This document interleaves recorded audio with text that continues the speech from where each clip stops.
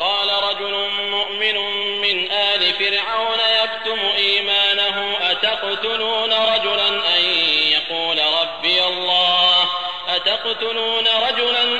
يقول ربي الله وقد جاءكم بالبينات من ربكم وإن يك كاذبا فعليه كذبه وإن يك صادقا يصبكم بعض الذي يعدكم إن الله لا يهدي من هو مسرف كذاب يا قوم لكم الملك اليوم ظاهرين في الأرض فمن ينصرنا من بأس الله إن جاءنا قال فرعون ما أريكم إلا ما أرى وما أهديكم إلا سبيل الرشاد وقال الذي آمن يا قوم إني أخاف عليكم مثل يوم الأحزاب مثل دأب قوم نوح وعاد وثمود والذين من بعدهم وما الله يريد ظلما للعباد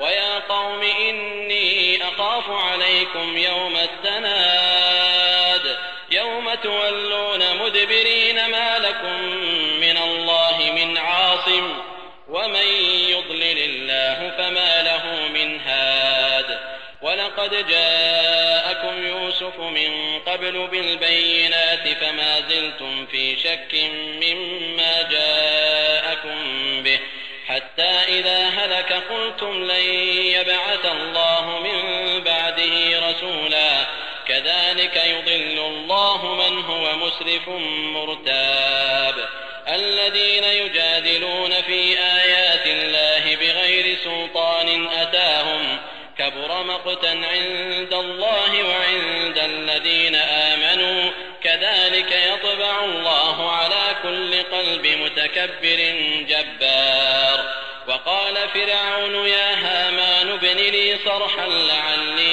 أبلغ أسباب السماوات فأطلع إلى إله موسى وإني لأظنه كاذبا وكذلك زين لفرعون سوء عمله وصد عن السبيل وما كيد فرعون إلا في تباب. फिरोनच्या दरबारी लोकांपैकी एक इमानवाला ज्यानं आपलं इमान लपवून ठेवलं होतं तो म्हणाला की एक मनुष्य फक्त हे म्हणतो की माझा पालनहार अल्लाह आहे, तर काय एवढ्या करता तुम्ही त्याला ठार मारू इच्छिता? वास्तविक आपल्या या श्रद्धेबाबत तुमच्या पालनकर्त्यातर्फे तुमच्या समोर त्यानं प्रमाणही सादर केलं. जर तो खोटा असेल तर त्याच्या खोटेपणाचं संकट त्याच्यावरच येईल, आणि जर तो आपल्या कथनात सच्चा असेल तर त्यानं सांगितल्याप्रमाणे तुमच्यावर अल्लाहतर्फे कोणतीही सजा यातना येऊ शकते.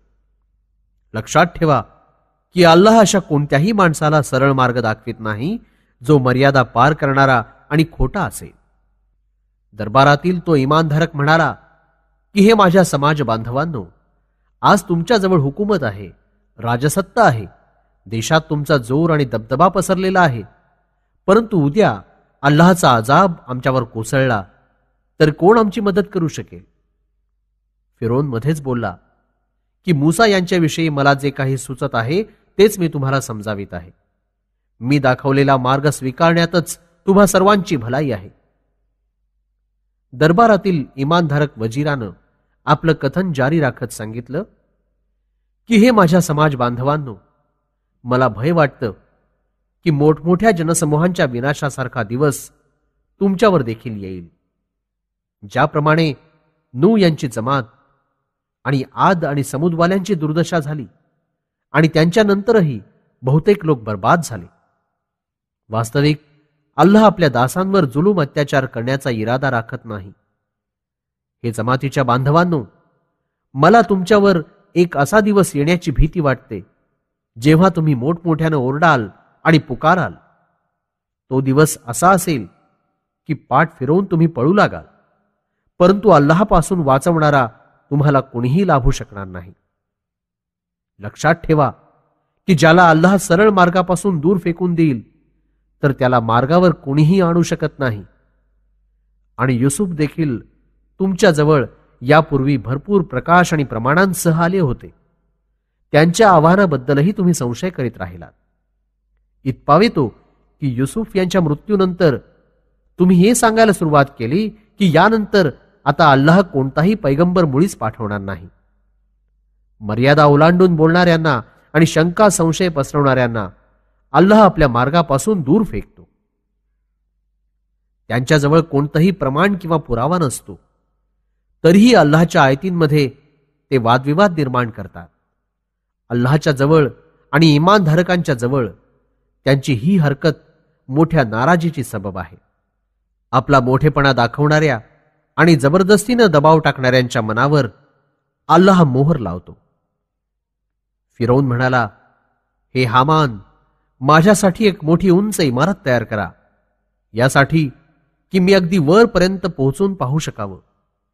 आकाशांच्या मार्गावर जाऊ इच्छितो, यासाठी की मूसा यांच्या माबूद म्हणजे उपास्याला डोकावून झुकून पाहावं. मी तर त्याला खोटा समजतो. फिरौनची ही वाईट हरकत त्याच्या स्वतःच्या नजरेत फार चांगली दिसत होती, ज्यामुळे उचित मार्गापासून त्याला रोखलं गेलं आणि फिरौनची सर्व योजना परिणामहीन आणि व्यर्थ ठरली.